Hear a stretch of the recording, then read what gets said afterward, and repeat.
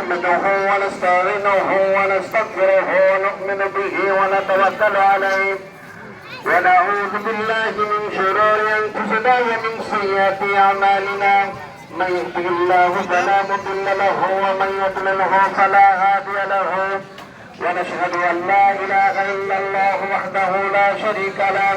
ونشهد ان محمدا عبده ورسوله اما بعد فاعوذ بالله من الشيطان الرجيم بسم الله الرحمن الرحيم ربي هب لي من الصالحين فبشرناه بغلام حليم সম্মানিত মুসলিমগণ যেভাবে উঠতেছেন এটা কিন্তু নিয়ম না বিশৃঙ্খলা হচ্ছে এটা নিয়ম নয় এটা কিন্তু ঈদগাহ জামাতের নিয়ম নয় বসেন বসেন বসুন বসতে না ওটা নিষেধ ওটা নিষেধ আছে বসেন উঠবেন না এটা ওঠাটা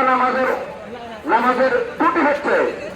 আপনি নামাজ পড়েও কিন্তু সে নামাজের মূল্যায়ন থেকে অনেক দূরে চলে যাবেন বসেন আলহামদুলিল্লাহ প্রশংসা আল্লাহ পাকের জন্য তার অশেষ মেহরবানিতে আমরা আজকে ঈদুল আজহার সালাত আদায় করতে পারলাম এজন্য আল্লাহ শুকরিয়া আদায় করি আলহামদুলিল্লাহ আলহামদুলিল্লাহ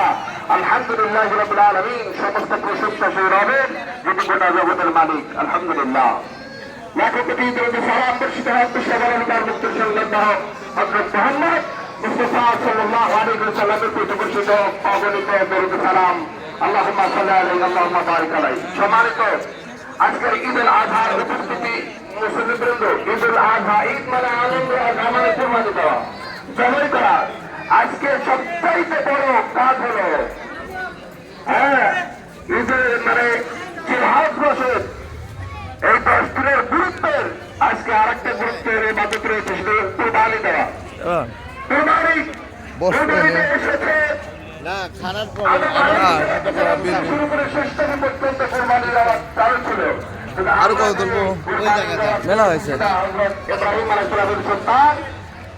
ইসমাইল আলাইহিস সালাম কর্তৃক যে কুরবানি হয়েছে সেই কুরবানি ধারাবাহিক আজ চলছে কিয়ামত পর্যন্ত চলবে আল্লাহ রাব্বুল আলামিন বলেন রব্বি হাবলি মিনাস সালিহিন ইব্রাহিম আলাইহিস সালাম তার সন্তান হয় না একটা দুইটা তিন না এত বছর বৃদ্ধ বয়সে নবীর যখন বয়স